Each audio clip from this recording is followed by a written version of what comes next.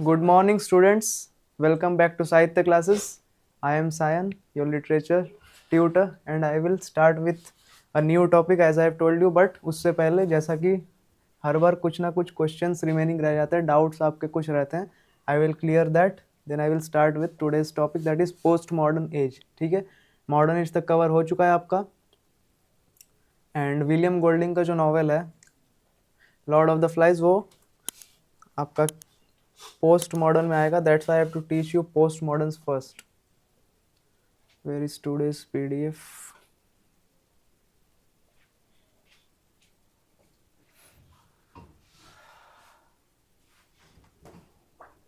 Okay, so कल का PDF पहले खोल लेते हैं.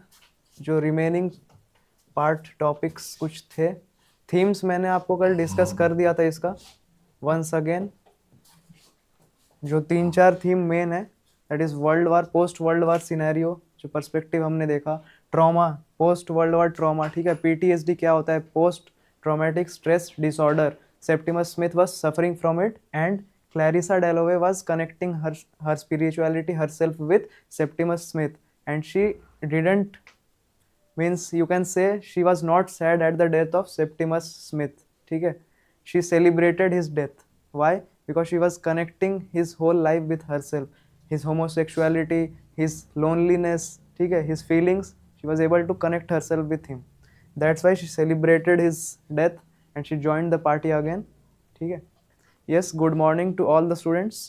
And I have just started the class. Let others also join. Then I will begin today's class with the questions from Mrs. Dalloway. कोई अगर doubt है प्रीवियस क्लासेस से, यू कैन आस्क. अच्छा, टेलीग्राम में मुझे बहुत सारे डाउट्स आते हैं और उनमें से कुछ डाउट्स, मतलब यहाँ पे मुझे बोलने में भी ये लग रहा है, कुछ अजीबोगरीब डाउट्स आते हैं. मैंने मॉडर्न एज आपको पढ़ाया है, उसमें एक क्वेश्चन देखा था आपने कि पूछा गया था, 4 ऑप्शन था और उसमें पूछा गया था which of the following is not a feature of modern age. Not a feature लिखा हुआ है. तो प्लीज़ क्वेश्चन को पहले पढ़िए, सॉल्व कीजिए, समझने की कोशिश कीजिए. पहले ही आप बिना देख के क्या बोल रहे हैं, सर आपने बताया फ्री वर्स मॉडर्न एज में नहीं होता है. मैंने ये कब बताया है कि फ्री वर्स मॉडर्न एज में नहीं होता है? मॉडर्न एज का सबसे बड़ा कैरेक्टरिस्टिक फीचर फ्री वर्स है. All the poets, all the authors used free verse. बार बार मैंने कहा है. उसमें लिखा हुआ था नॉट अ फीचर. ठीक है, तो कौन सा नहीं है वो चुनना था. यस, लीनियर वाला ऑप्शन करेक्ट होगा, क्योंकि नॉन लीनियर नैरेटिव चलता है मॉडर्न एज में. जो प्लॉट होता है, स्टोरी होता है, that is in fragments, in parts, in flashbacks. मैंने अच्छे से एक्सप्लेन कर दिया था इसको. सो किसी ने बोला था कि आपने फ्री वर्स बताया है कि मॉडर्न एज में नहीं होता है, तो मैंने ऐसा कभी भी नहीं कहा. आपने गलत समझा उसको. प्लीज़ कन्फ्यूजन अपना दूर कीजिए. वर्क की ईयर से ही एज का पता लगा सकते हैं क्या? सिर्फ वर्क की एज से नहीं लगाना है पता, वो राइटर को देखना है from which age he belonged, किसके वर्क से वो इन्फ्लुएंस थे, बाकी कंटेम्पोररी ऑथर्स उनके कौन थे, इससे पता लगा सकते हैं. ब्लाइंडली सिर्फ वर्क के ईयर से नहीं कह सकते हैं कि वो मॉडर्न एज में है या पोस्ट मॉडर्न एज में है. ठीक है, ऐसा हो सकता है कुछ ऑथर्स हैं वो बिलोंग टू मॉडर्न एज, लेकिन कुछ वर्क्स उनके लास्ट के वर्क्स कुछ पोस्ट मॉडर्न एज में आए, तो ज़रूरी नहीं है कि वो पोस्ट मॉडर्न एज में बिलोंग करेगा. ठीक है. यस, तो प्लीज़ जो भी डाउट रहता है, अगर कन्फ्यूजन रहता है, क्लास को दोबारा देखिए, क्वेश्चन को अच्छे से समझिए, देन आस्क. क्योंकि मुझे डर लग जाता है कभी कभी इस तरह के डाउट्स देख के कि अब मैं बोल कुछ रहा हूँ, आप समझ उसका उल्टा रहे हैं. क्वेश्चन में नॉट अ फीचर लिखा हुआ था, आप समझ रहे हैं इज़ अ फीचर. तो इस चीज़ को ध्यान रखिए. ये सारी गलतियां एग्जाम में अगर करेंगे आप, नेगेटिव मार्किंग है, it will cost you very heavily. And isolation theme है एक, मतलब loneliness, I have told you. ठीक है, सोशल क्लास ब्रिटिश स्ट्रक्चर में जो हायर अपर क्लास सोसाइटी है उसको भी डिस्क्राइब किया गया इस नॉवल में with the characters of lady Bruton. ठीक है, एंड इसके जो पति थे Richard Dalloway, he also belong to upper class society because he was a politician in conservative party. ठीक है, ये सब मैंने पढ़ा दिया था आपको. तो आप लोग डर गए थे बीच में, आप लोगों को लगा मेरा आवाज़ चेंज हो गया है, ऐसा नहीं है. चलिए, अब हमने थीम्स कवर कर लिया था यहाँ तक. ठीक है, कोई डाउट इससे किसी का नहीं है. Then we should start with the character list. Character में सबसे मेन कैरेक्टर जो है, protagonist of the novel is Clarissa Dalloway. She is also a psychological character. She is suffering from mental illness also. Flashbacks आते रहते हैं इसको. ठीक है, ये फ्लैशबैक्स के थ्रू स्टोरी नरेट किया गया इन थर्ड पर्सन नरेटिव। ये मत सोचिएगा कि क्लैरिसा नरेट कर रही है, नरेट ऑथर ही कर रहा है इन थर्ड पर्सन नरेटिव, ठीक है। She is the protagonist of the novel, she is a middle aged upper class women, और इसका एज मैंने बताया था नॉवेल में क्या है, 51 ईयर्स की अब हो चुकी है, and she is remembering about her youth and other things. Done. Maximum zoom already किया हुआ है, I hope it is visible. Now she was hosting a party, और मैंने कहा था फ्लावर मार्केट सीन याद रखिएगा, क्वेश्चंस इसी तरह से बनते हैं, और आपके एग्जाम में इस तरह के क्वेश्चन आने के सबसे ज़्यादा चांसेस हैं। डायरेक्ट पूछेगा किस सीन में सबसे पहला फ्लैशबैक सीन दिखता है, या फिर ओपनिंग सीन कहाँ से होता है नॉवेल का, फ्लावर मार्केट सीन, तो ये याद में रखना है आपको, ठीक है। Yes, now she is sensitive, she is socially graceful, सबसे मिलती जुलती है, but she is lonely from inside, she is lonely. वो जो relationship between a husband and wife होना चाहिए, वो रिलेशनशिप उनका नहीं है विथ हर हस्बैंड, ठीक है। And she also had a female partner Sally Seton, जो जब वो यंग एज में थी तो उसके साथ उसका होमोसेक्सुअल संबंध था, लेस्बियनिज्म का भी यहाँ पे रेफरेंस दिया गया है नॉवेल में। So she was socially graceful, मतलब सबसे मिलती जुलती तो थी, सबको इन्वाइट किया था, बट इंटरनली वो अकेली थी, अकेलापन महसूस करती थी। Done. represents the inner conflict between individuality and social conformity. तो individualism is a main characteristic of modern age. अच्छा, एक और डाउट मुझे टेलीग्राम में आया था, वो मुझे अभी याद आ गया। मैं किसी का भी स्टूडेंट का भी नाम नहीं ले रहा हूँ कि इसको ये डाउट्स आ रहे हैं, बट मेरा बोलने का मतलब ये है कि प्लीज़ कन्फ्यूजन अपना जो है उसको चेक कीजिए पहले, देन आस्क मी, बिकॉज ऐसे डाउट्स देख के मुझे अपने आप पे डाउट होने लगता है। समझ रहे हैं ना आप कि मैंने ऐसे कब बोल दिया। एक डाउट आया था कि सर आपने बोला है अर्ल ऑफ सरे इज थॉमस व्याट, तो आप लोग कमेंट में बताइए अर्ल ऑफ सरे कौन था, क्या नाम था, अर्ल ऑफ सरे कौन थे, मैंने क्या बताया था आपको, who was Earl of Surrey. Come on, Henry Howard, देखिए कमेंट आने लगे आपके। तो सभी को पता है हेनरी हावर्ड है, लेकिन किसी एक स्टूडेंट ने मेरे को क्या लिखा कि सर आपने थॉमस व्याट बताया।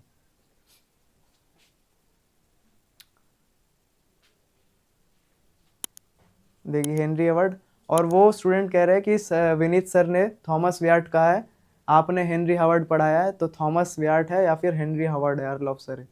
तो मैंने कहा विनीत सर ने भी सही पढ़ाया होगा, मैंने भी सही पढ़ाया है, आपने गलत सुना होगा। फिर उन्होंने चेक करने के बाद मुझे बताया कि हाँ सर मैंने गलत सुना था। तो प्लीज़ अपने आप को पहले चेक कीजिए, फिर डाउट्स भेजिए। टेलीग्राम में बहुत सारे डाउट्स आते हैं मेरे पास, और इस तरह के डाउट जो होते हैं मुझे देख के खुद पे डाउट हो जाता है कि मैंने ऐसा कब कहा, ठीक है। Try to understand my thinking, ठीक है, कि मुझे क्यों कंसर्निंग लग रहा है ये situation. Now second character is Richard डैलोवे। Done. Richard डैलोवे, उसके हस्बैंड, क्लैरिसास हस्बैंड, कंजर्वेटिव पार्टी में मतलब member of parliament, politician. He was kindly kind person, responsible person and emotionally reserved person. वो अपने इमोशंस दिखाता नहीं था, वो प्यार भले ही करता था अंदर ही अंदर, लेकिन he never described his emotions. वो उनका जो रिलेशनशिप था हस्बैंड वाइफ का, ये कभी भी जाहिर नहीं करता था, भले ही अंदर से वो प्यार करता था उसे, क्लैरिसा से, but he never confessed it. Loves Clarissa but struggles to express emotions directly, ठीक है। तो दोनों के बीच ये गैप है, एक कम्युनिकेशन गैप। देखिए आप कनेक्ट कर पा रहे हैं नॉवेल से, मैंने लिखाया था ये, वर्ड टू वर्ड लिखाया है ये चीज़। मॉडर्न एज में मैंने कैरेक्टरिस्टिक में लिखाया है communication gap. Check your notes, it is one of the 10 characteristics, मतलब 10 के आसपास लिखाया था मैंने। तो ये मैंने लिखाया था कम्युनिकेशन गैप होगा इसमें, man to other persons, man to god, man to himself. तो communication gap is between Richard Dalloway and Clarissa Dalloway also. समझ में आ रहा है किस तरह से रिलेट हो रहा है। तो कोई नॉवल पढ़ाने से पहले why is it important to deal with the age, अब आप लोग समझ गए होंगे। अब मैं नेक्स्ट नॉवल में जंप करने से पहले पोस्ट मॉडर्निज्म क्यों पढ़ाना चाहता हूँ आपको, क्योंकि फिर आप कनेक्ट नहीं कर पाइएगा अगर डायरेक्ट नॉवल पढ़ा दिया जाए। तो this is the way of learning, इसी तरह से पढ़ना चाहिए। Before studying any thing whether B it any subject, आपको उसका बैकग्राउंड पता होना चाहिए।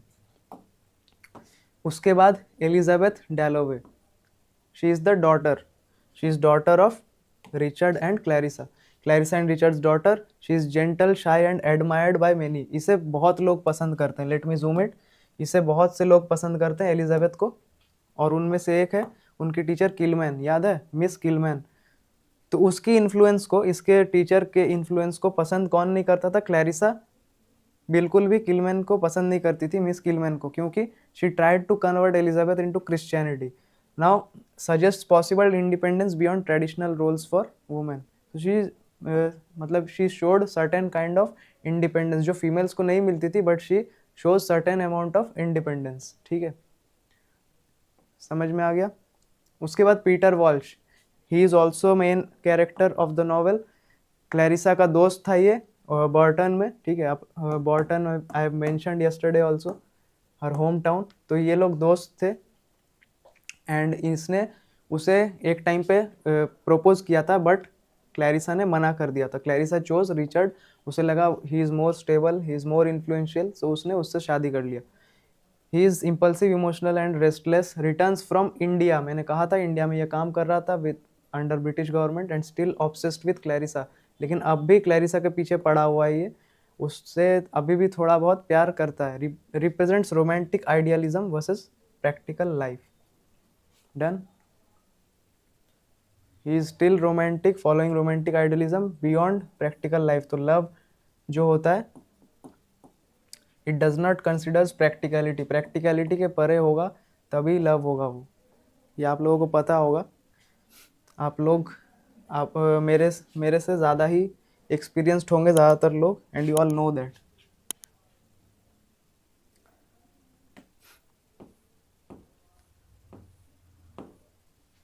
डन।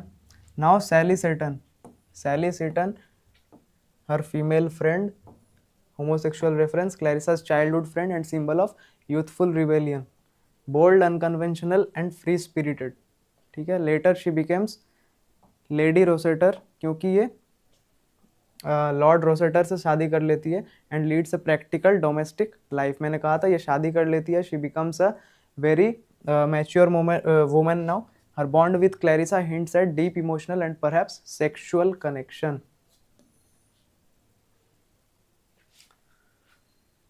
समझ आ गया। लेडी रोसेटर के नाम से भी देख सकते हैं आप, कंफ्यूज नहीं होना है, because she married Lord Rosseter. ठीक है, he was also an influential person. Now Septimus Warren Smith, complete नाम कल भी मैंने बताया था। He is suffering from shell shock, PTSD, post traumatic stress disorder, world war one में सोल्जर था वो, शेल शॉक से ग्रसित, PTSD था उसे, and he lost his homosexual friend Evans. ये अपने आंखों के सामने इसे मरते हुए देखा है, तो और भी ज़्यादा ट्रॉमेटाइज्ड है। Sensitive, artistic, visionary but mentally fragile, nervous breakdown हो चुका है उसका पूरा, लास्ट में उसका नर्वस ब्रेकडाउन हो जाएगा। डॉक्टर होम्स बोल देगा कि नर्वस ब्रेकडाउन हो चुका है, and he will refer him to William Bradshaw.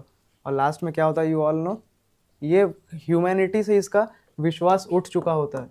Humanity का ये सोचता है कि ह्यूमंस नहीं है ये लोग, मुझे मारने आ रहे हैं, तो ह्यूमैनिटी के प्रति इसका विश्वास उठ चुका है। जब ट्रीट करने आता है डॉक्टर होम्स उसे, तो वो jumps out of the window and commits suicide. Just to protect himself, he commits suicide.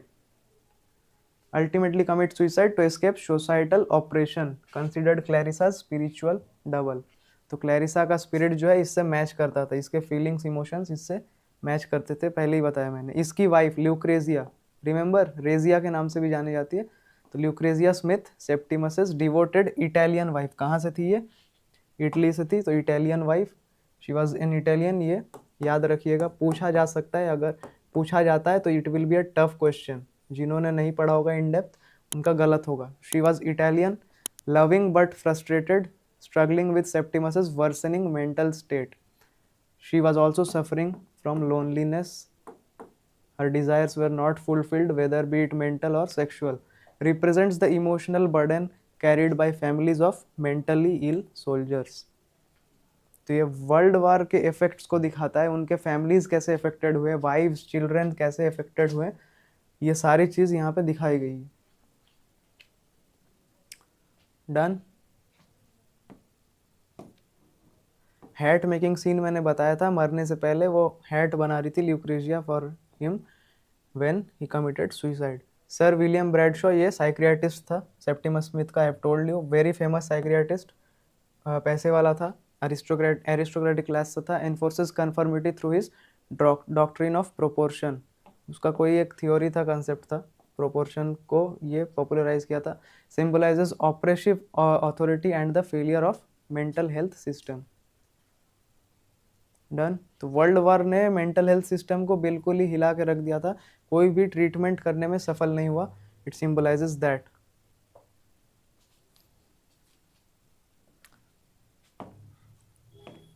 Now doctor Holmes, Septimus general physician. वो फिजिशियन था जिन्होंने फर्स्ट में ट्रीट किया था, इसने बाद में रेफर किया था ब्रैडशॉ के पास. Minimises Septimus suffering, telling him there is nothing wrong. Represents ignorance and insensitivity towards mental illness. तो ये क्या बोल रहा था कि कोई प्रॉब्लम नहीं है, इसे कोई भी बीमारी नहीं है, ये बिल्कुल ठीक है. तो he represented ignorance and insensitivity. He was not feeling कि ये किस चीज से गुजर रहा है सेप्टिमस. ये फिजिशियन है बट ही इज इनसेंसिटिव. जब उसे रोक रही थी ल्यूक्रेशिया उसके पास जाने से, शायद वो सुसाइड कमिट नहीं करता, लेकिन फिर भी ये ज़बरदस्ती उसके पास जाने की कोशिश किया ये, और ही कमिटेड सुसाइड. ठीक है. Then Miss Doris Kilman. Doris Kilman, Elizabeth history teacher. She is religious, intense and resentful towards Clarissa. Clarissa पे बहुत ज़्यादा इंटरेस्ट है इसे. She tries to convert her into Christianity. Hugh Whitbread, I have told you, ये भी upper class से belong करता है. They were having lunch with Richard Dalloway, friend of Dalloways. Lady Bruton, ये दोनों कैरेक्टर एरिस्टोक्रेटिक सोसाइटी को represent करते हैं, मैंने बताया है. उसके बाद Lady Millicent Burton. Who is she? A social acquaintance known for high status. She also belongs to high status. Represents aristocratic dignity and the old order of English society. तो ये एक और कैरेक्टर है. She was also in the party. You can note it down. Minor character Millicent Burton, Lady Millicent Burton. ठीक है. And Daisy Simmons कौन है? Romantic interest of Peter Walsh in India. ठीक है. पीटर वॉल्श की यहाँ पे भी पत्नी होती है इंग्लैंड में, बट ये ऐसा आदमी है, वो इंडिया में जब गया हुआ होता है वहाँ पे भी उससे किसी से प्यार होता है, डेजी सिमंस, एंड अफेयर वहाँ पे भी उसका चलता है. ठीक है.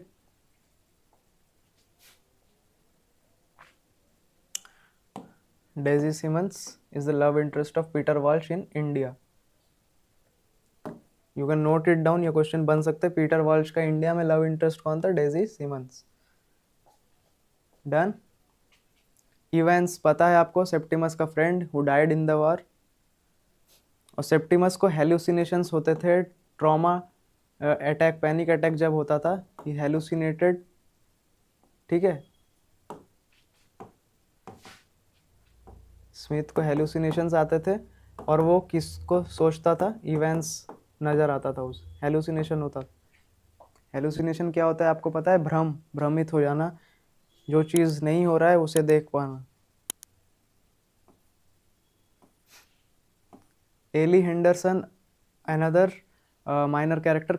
She is Clarissa's cousin, shy and somewhat neglected socially, invited last minute to the party, represents marginal figures within the society. So she is representing marginal figures in society. Ellie Henderson. Ellie Henderson invited last minute to the party. Who was invited last minute to the party? Ellie Henderson. Socially neglected figure. Prime minister एक symbolic figure है, prime minister of Britain.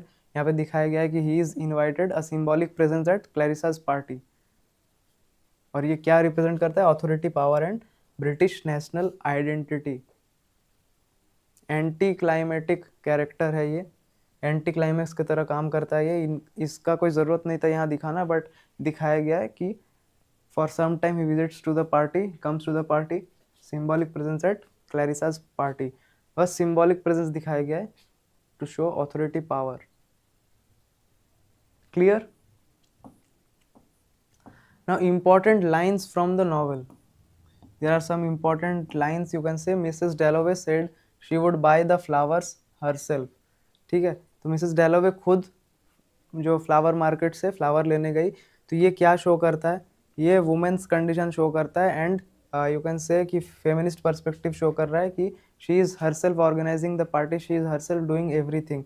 Richard Dalloway is not interested and not involved in the party, instead he is having lunch with the high class people.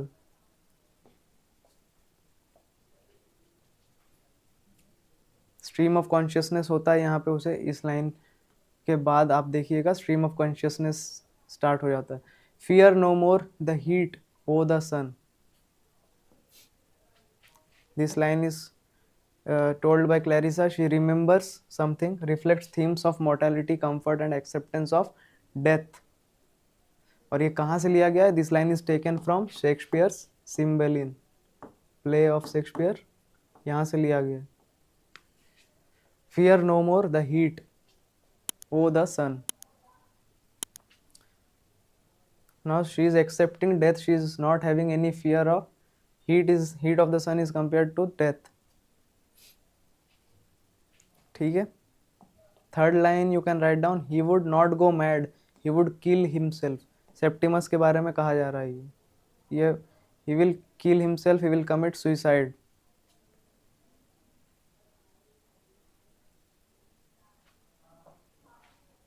he is not having any faith now in humanity. अब कोई faith नहीं बचा है उसमें humanity के प्रति।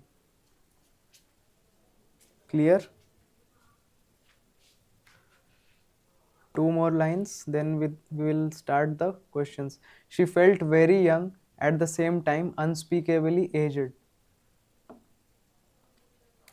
It is about Clarissa. ठीक है, Clarissa के बारे में ये line है। She felt very young, she was thinking about her past, about her youth, but she was very aged now. ठीक है, तो ये time is also one of the themes बताया गया है पहले ही। टाइम भी एक थीम है कि how time passed and everything has changed, she is remembering about her past memories. Written, just write down the lines and try to understand the meaning, that's enough. Fifth one, it was her gift, nothing else, her gift for seeing things. Party उसने क्यों organise किया था? क्योंकि she was a social person और उसे वो happiness मिलता था लोगों से मिलने में, ये सारी चीज़ें करने में, तो it was her gift, nothing else. वो एक गिफ्ट की तरह आप देख सकते हैं, उसने खुद को गिफ्ट दिया है वो, her gift for seeing things, to meet with people, to talk with people, connecting with people, finding meaning. तो मॉडर्न एज में आप देखिएगा एक फीचर जो मैं अभी जब पढ़ाऊंगा पोस्ट मॉडर्न, तो कॉन्ट्रास्टिंग फीचर क्या है? मॉडर्न एज में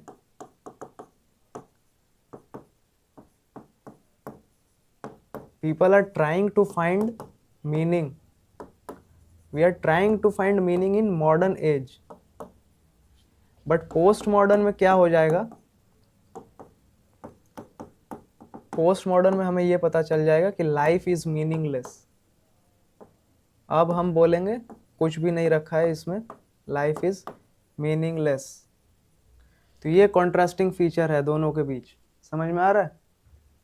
गॉट इट? मॉडर्न एज में हम लोग फिर भी we are trying to find some meaning, she is meeting people, however she is hollow from inside, she is alone from inside, but she is trying to find some meaning in life. But in postmodern age we will see that life has become totally meaningless after World War II. जब 2 बार हो जाता है ये चीज़, World War II जब हो जाता है उसके बाद पूरी तरीके से ही लाइफ मीनिंगलेस बन जाता है लोगों के लिए। ठीक है, So we get to the conclusion in postmodern age that life is meaningless. Absurdity आ जाएगा, complete absurdity.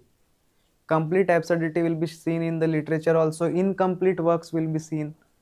बर्थडे पार्टी जो आपने पढ़ा होगा, हाँ यस, समझ में आ गया. पीटर वाइफ की लव इंटरेस्ट मैंने कहा है आपको यहाँ पे कैरेक्टर्स में लिखने को. That's all.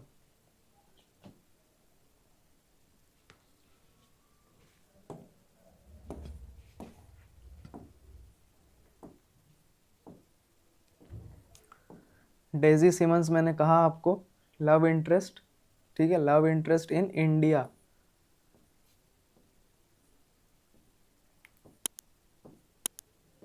Now we are ready with the questions. First question: which structural device is most central to the narrative organization of Mrs. Dalloway?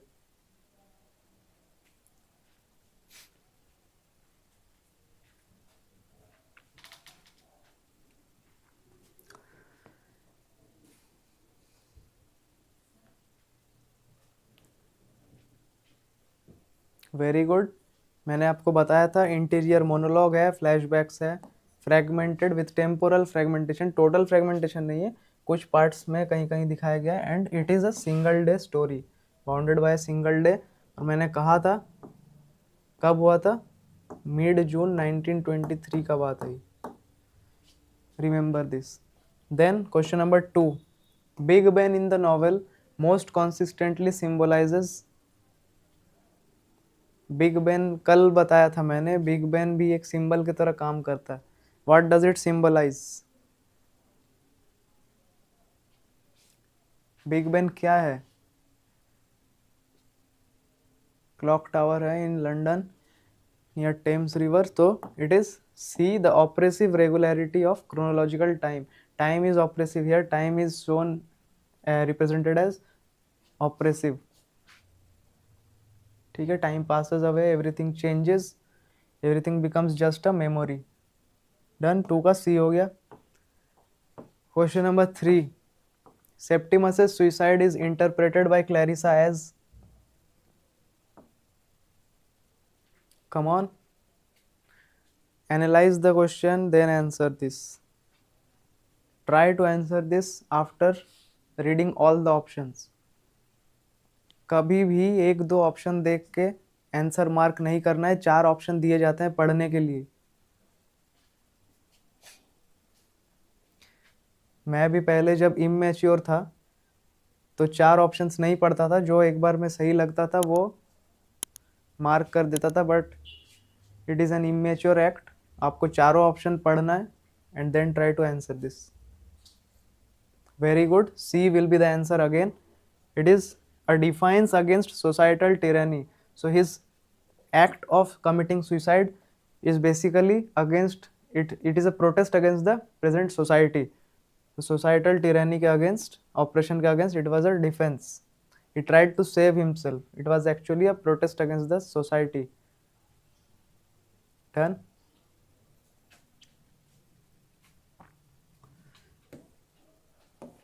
Question number 4: which character does Clarissa remember as symbolizing the oddest sense of being herself? Which character does Clarissa remember as symbolizing the oddest sense of being herself? Oddest sense of being herself.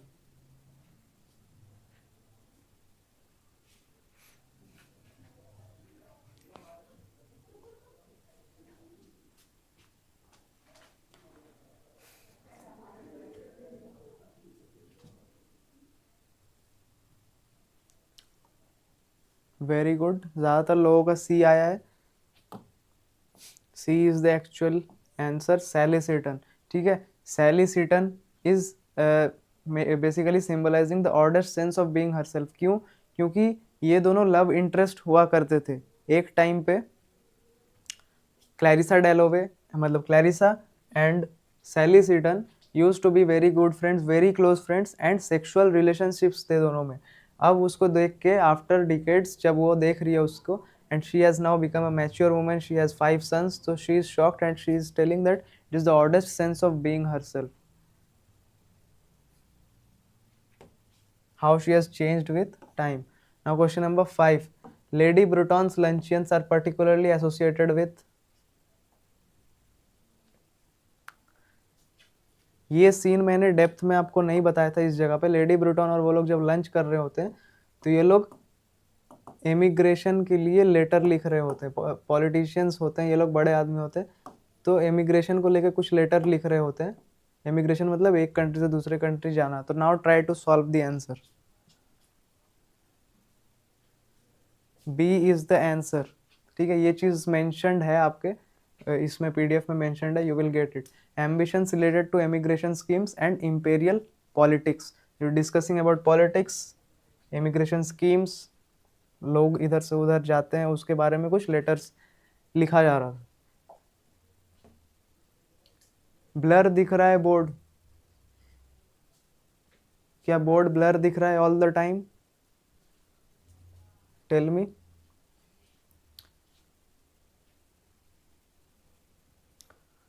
देखिए maximum लोगों को clear दिख रहा है, कभी कभार वो blur दिख सकता है, वो कैमरा का शायद से फोकस करता है कभी कभी, that's why it appears blur. जब कोई फास्ट मूवमेंट होता है उसके सामने तब ब्लर दिखता होगा। Now question number 6. Which of the following best describes Sir William Bradshaw's doctrine of proportion?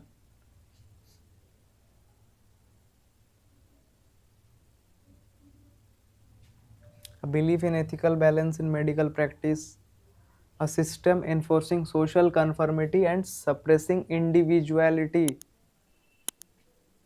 Answer मिल गया होगा।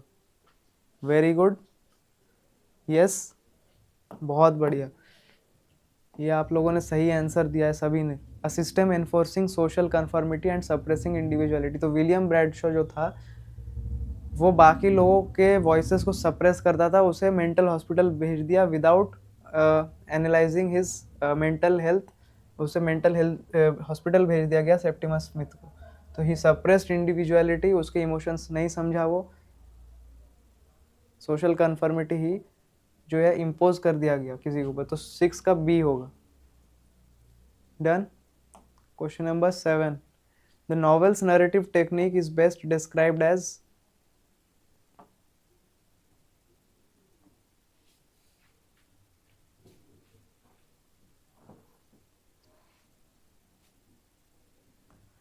देखिए लीनियर तो है नहीं, पहले ही वो कट गया। पॉलीफोनिक रियलिज्म मैंने नहीं बताया आपको, एपिस्टोलरी फॉर्म में नहीं है ये। Impressionistic stream of consciousness with shifting focalisation will be the answer. Shifting focalisation, focalisation क्या होता है मैंने कहा था। फोकलाइजेशन टर्म किसने दिया था? कम ऑन, फोकलाइजेशन टर्म किसने दिया था? Who gave the term फोकलाइजेशन?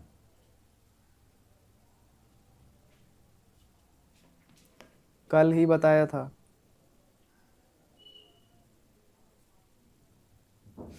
Spelling सही नहीं आ रहा है किसी का भी। जेराल्ड जेनेट था।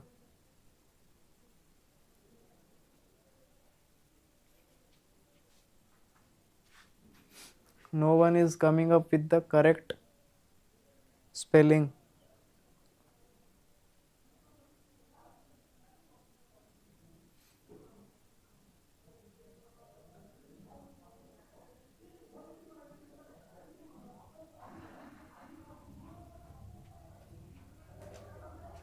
जेराल्ड नहीं है,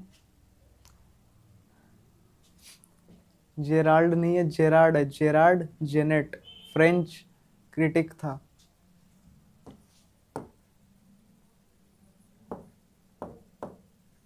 This is the actual spelling. He was a French critic. So impressionistic stream of consciousness with shifting focalization. Focalization मतलब representing the voice of every character. तो यहाँ भी थोड़ा बहुत representation of every character दिखाया गया है। Yes. Now question number 8. What event triggers Peter Walsh's memory of Burton during the novel?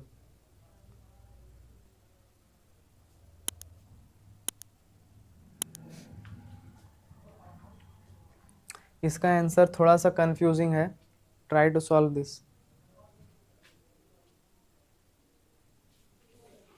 बहुत बढ़िया, आप लोगों ने समरी पढ़ा है,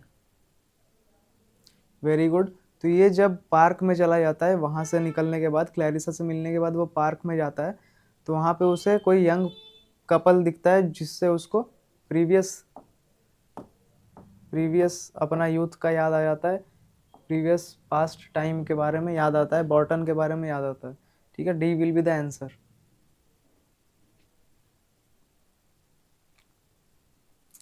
done. Question number 9, Septimus's hallucinations most frequently feature Septimus's hallucinations most frequently feature whom? Again an easy question. Come on, seconds में answer मिलने चाहिए। Very good, Evans, his friend killed in the war. No explanation needed is in this, fact है ये। Evans को याद करता था in his hallucinations. The figure of Miss Kilman represents what? Figure of Miss Kilman. Miss Kilman आप लोग जानते हैं टीचर है, and she did not belong to higher class society. So she, क्यों वो इतना इंटरेस्टेड थी एलिजाबेथ पे? शी ट्राइड टू कन्वर्ट हर। तो the anger of lower middle class and post war resentment will be the answer. ठीक है, she was from middle class, she was angry about the policies made by the upper class people, anger of the lower middle class and post war resentment. Done. Question number 11, चलिए, which character acts as a foil to Clarissa by rejecting social rituals and propriety? Foil character to Clarissa by rejecting social rituals and propriety.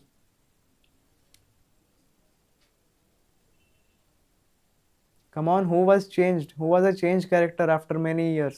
Sally Seaton, very good, and this is the answer. Sally Seaton will be the answer. She was acts as a foil character. Clarissa जब उसे देखती है इतने सालों बाद, तो she is shocked कि she is a changed woman now.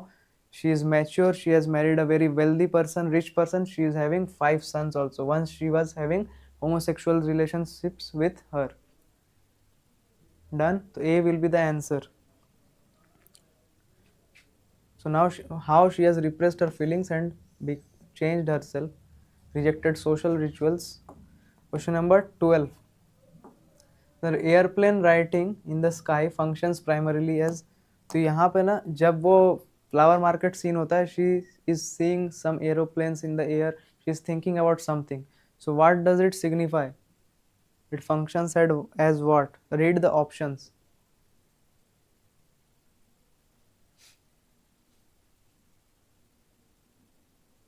देखिए 3 ऑप्शन ऐसे ही हट जा रहे हैं. वेरी गुड, एलिमिनेशन मेथड अपनाना है जहाँ पे इस तरह का कंफ्यूजन हो. It is a moment of communal perception uniting disparate consciousness. She was lost in a stream of consciousness. This is that.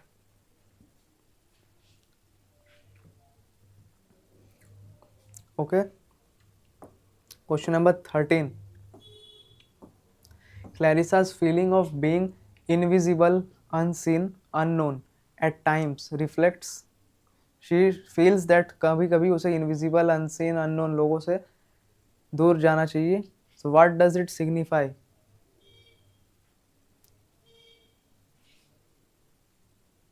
Dissatisfaction with her marriage, her fear of aging and loss of identity, her desire to escape London, her regret about not pursuing an artistic career. Not pursuing an artistic career, इसका तो कभी हमने चर्चा किया ही नहीं है इसमें. Escape London का भी नहीं. डिससेटिस्फेक्शन विथ हर मैरिज, उसके वजह से इनविजिबल, अनसीन या अननोन नहीं होना चाहिए थी. B will be the answer. Her fear of ageing and loss of identity. That's why she was organising parties. She tried to be connected with people but she was lonely. She was lonely from inside. Done. Question number 14. Which of the following is most true about Richard Dalloway? Which is most true about Richard Dalloway?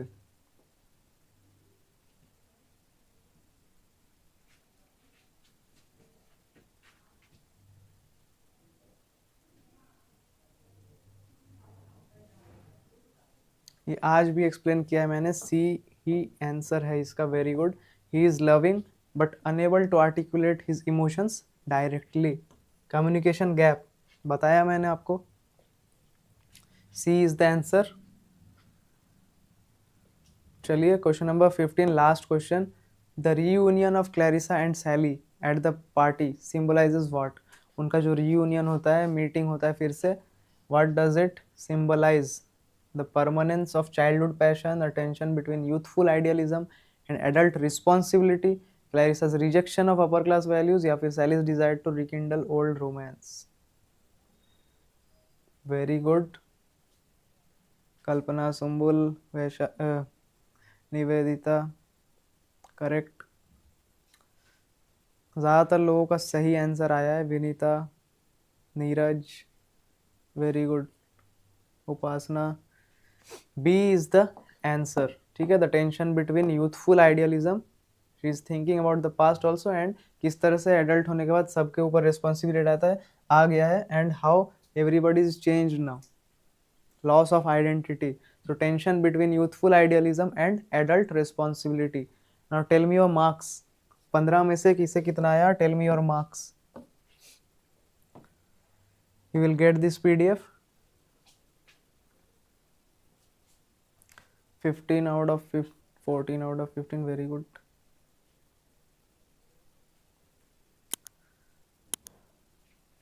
बहुत बढ़िया. इस test में फिर भी performance अच्छा है. 13 के नीचे अभी तक देखा नहीं है मैंने. 13 के नीचे किसी का भी नहीं देखा अभी तक. Very good.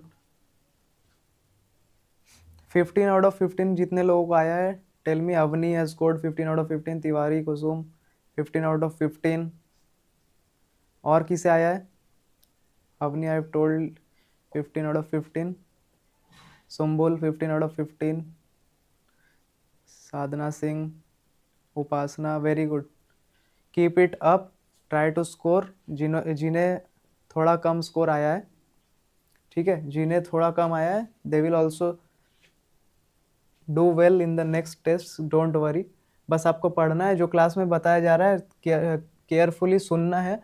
नोट्स जो बताते जाता हूँ मैं, जो भी आपको लिखना है वो सब लिखते जाना है साथ में. क्वेश्चन नंबर 10 कोई पूछ रहा था, फिर से बताना है. What was question number 10? Figure of Miss Gilman represents what? She belonged to lower middle class, so she represented the anger against the upper class society and post war resentment. तो वार के कारण लोगों में basically middle class were mostly affected economically, socially, mentally. That's why anger of lower middle class and post war resentment, she represented that. B will be the answer. ठीक है, बता दिया था मैंने. Now some descriptive questions. What are those questions? Discuss the theme of time in Mrs. Dalloway and its significance in shaping the novel's narrative structure. Start ही आपको करना है flower market scene से. वहाँ पे stream of consciousness दिखाना है कि how she thought about her youth in Burton. उसके बाद बिग बेन का रेफरेंस दे सकते हैं कि it represented the passing time, oppressive time. ठीक है, बाकी ये सारी चीज़ें आप मेंशन कीजिएगा. टाइम को अगर बताया गया है, सैली सिटन से जो वो मीट करती है आफ्टर अ डिकेड, कैसा फील करती है, कैसा सोचती है, ये सारी चीज़ें. ठीक है. Examine the character of Clarissa Dalloway as a representation of modernist identity and social consciousness. तो ये पार्टी क्यों ऑर्गेनाइज कर रही है वो? टू बी सोशली मैनर्ड, मतलब मैनर्ड नहीं, आप कह सकते हैं socially engaged, but she is lonely from inside. Modernist identity, she is in search of meaning. Modernist trend में यही चीज़ चल रहा था कि people were in search of meaning, life का मीनिंग ढूंढ रहे थे लोग. तो यही कोशिश है क्लैरिसा का भी यहाँ पे. ठीक है.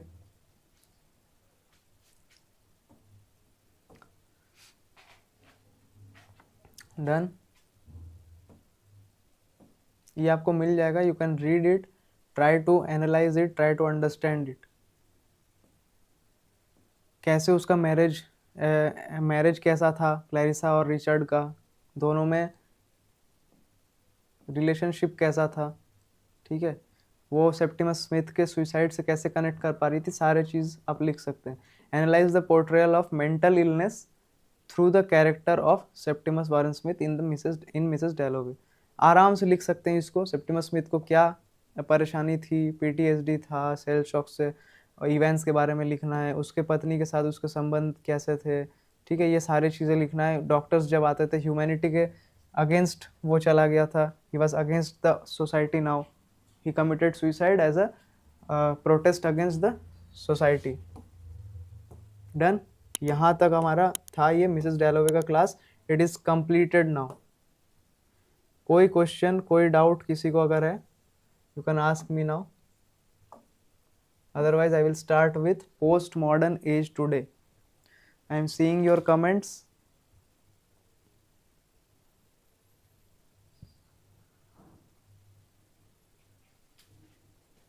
No doubt.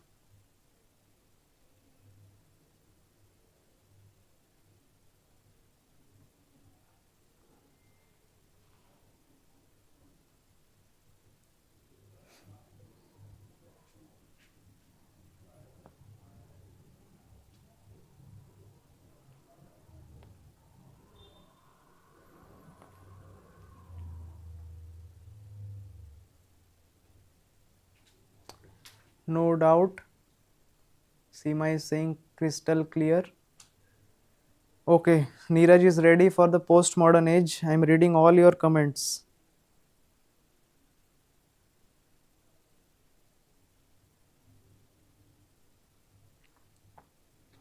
Now just wait, give me 1 minute. Postmodern age में स्टार्ट करने जा रहा हूँ, be ready for that. And postmodern age में आपको बहुत इन डेप्थ नहीं पढ़ना है। अर्नेस्ट हेमिंगवे का novel Old man and the Sea post modern में आएगा क्या? अर्नेस्ट हेमिंगवे देखिए वो अमेरिकन लिटरेचर से बिलोंग करते हैं। And old man and the sea अगर आप पर्टिकुलर टेक्स्ट को देखिएगा, no, post modern you can not say, modern age में ही आएगा वो old man and the sea, क्योंकि उसमें अमेरिकन जील, अमेरिकन उसको क्या कहते हैं आप लोग in English, what can I say it, a better word for that, American spirit, ठीक है, अमेरिकन स्पिरिट को दर्शाया गया है उस नॉवेल में। ओल्ड मैन एंड द सी में जब पढ़ाया जाएगा I will explain that. It represents American idealism, ना हारने की जो सोच है, नेवर गिव अप एटीट्यूड, वो दिखेगा आपको वहाँ। तो ये सारी चीज़ें वहाँ पे है। एंड एब्सर्डिटी उसमें कुछ नहीं है, मीनिंगलेसनेस नहीं है उसमें। Nivedita is asking how many times stream of consciousness presented. Stream of consciousness particularly count नहीं किया जाता है। फ्लैशबैक्स को आप काउंट कर सकते हैं, लेकिन फ्लैशबैक भी यहाँ पे पर्टिकुलर मेंशन नहीं है। Stream of consciousness is a continuous process. Novel में कंटिन्यूअसली वो है, और ये नॉवेल नरेट ही किया गया है इन स्ट्रीम ऑफ कॉन्शियसनेस, ठीक है। 2 बार आप देख रहे हैं कि पहले फ्लावर मार्केट सीन और उसके बाद जो सेप्टिमस स्मिथ वाला वो केस होता है। कोई बोलेगा 2 बार, कोई बोलेगा 3 बार। पीटर वॉल्श का भी जब कैरेक्टर पोर्ट्रे किया जाता है वो भी स्ट्रीम ऑफ कॉन्शियसनेस है। तो यहाँ पे कोई पर्टिकुलर काउंटिंग यहाँ पे आप नहीं निकाल सकते हैं उसका कि कितने बार स्ट्रीम ऑफ कॉन्शियसनेस आया। It is a continuous process of the whole work, ठीक है। इस तरह का क्वेश्चन नहीं आएगा कि कितने बार स्ट्रीम ऑफ कॉन्शियसनेस ऑकर हुआ।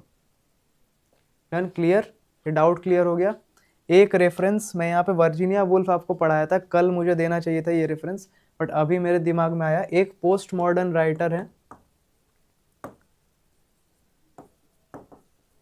एडवर्ड एलवी, इनका एक वर्क है, पोस्ट मॉडर्न वर्क है ये, who is afraid of Virginia Woolf. So basically ये एक डोमेस्टिक नॉवेल है, उसमें मार्था एंड कुछ और नाम होता है, 2 नाम होते हैं कपल के, एंड उनके मैरिज रिलेशनशिप को, उनके जो प्रॉब्लम्स फेस कर रहे हैं वो अपने लाइफ में, उसके बारे में ये पोस्ट मॉडर्न नॉवेल है। एक एडवर्ड एलवी ने लिखा है, who is afraid of Virginia Woolf.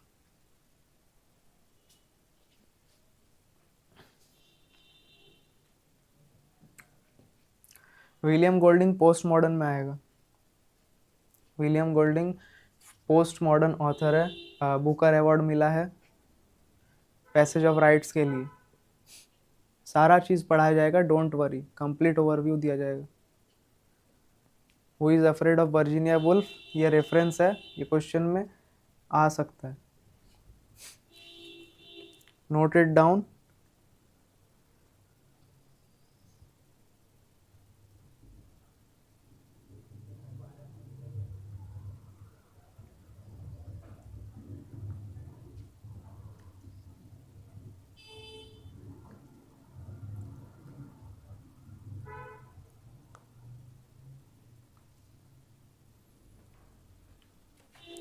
होगार्थ press याद रखिएगा, it can be a question. होगार्थ press जो है वर्जीनिया वुल्फ और उसके हस्बैंड लियोनार्ड वुल्फ का कंबाइंड जो है पब्लिशिंग हाउस था, खुद वो लोग पब्लिश करते थे।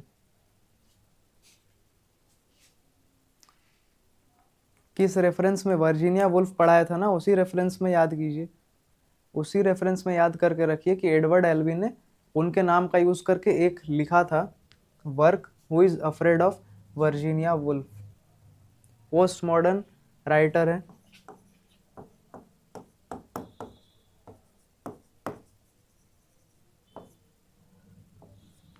इनका एक और वर्क है द जू करके, वो भी है। तो ये सारे वर्क्स पोस्ट मॉडर्न वर्क है, ये नाम लिख लीजिए, पोस्ट मॉडर्न ये वर्क है बाय एडवर्ड एल्वी। ठीक है, समझ गए।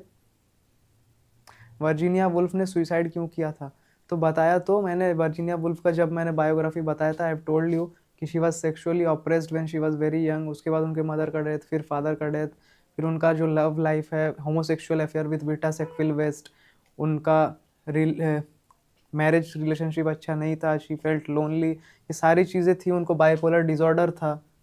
बाइपोलर डिसऑर्डर पता ही होगा क्या होता है, पागलपन, मेंटली इल थी, that's why she committed suicide. Done. Now चलिए शुरू करते पोस्ट मॉडर्न एज।